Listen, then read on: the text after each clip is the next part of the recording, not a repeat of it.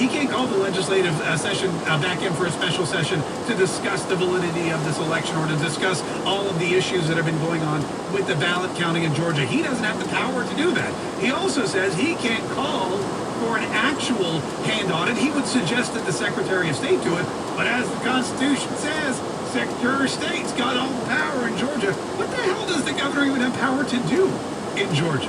I haven't seen Brian Kemp do anything from the beginning of this whole thing till now.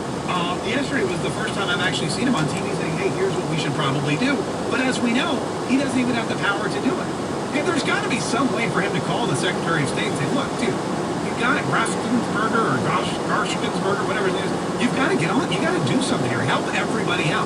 You know, you're making us all look like chumps. And I can make myself look like a chump on my own. I don't need your help.